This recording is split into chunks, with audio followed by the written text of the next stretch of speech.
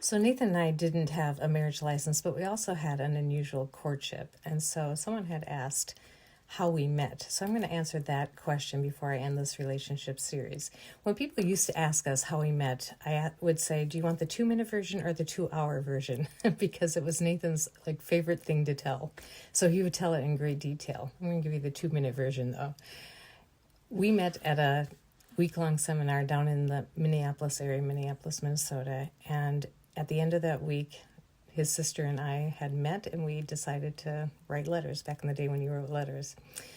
And the next summer when they were back down in the Twin City area, we invited their family over for lunch. And then they in turn invited us to come up to the wilderness where they had 1,000 acres up there and lived off grid. And so in August, we went up there to visit them, my family. And by October, Nathan and I were betrothed to get married. Now, we had hardly talked to each other at all. It was always a family setting. And he had never expressed any liking to me or nor me to him, but he went to my dad and asked if he could get to know me better, knowing some of our family, what our family believed about courtship and everything.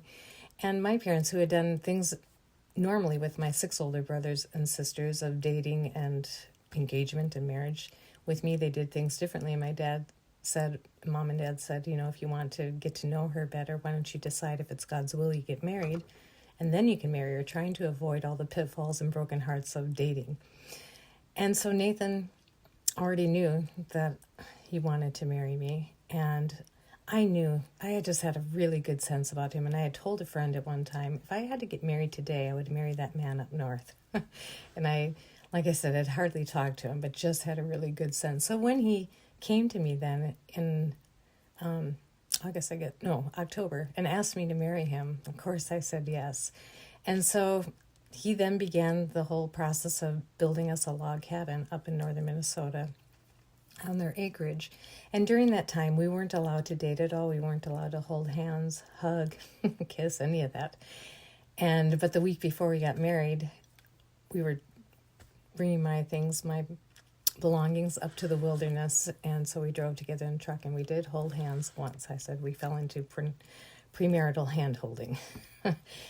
And anyway, so our wedding day then, August 17th, 1985, was our first hug, kiss, and then our honeymoon, and it was a wonderful, one of the most wonderful days of my life, and we lived our happily ever after.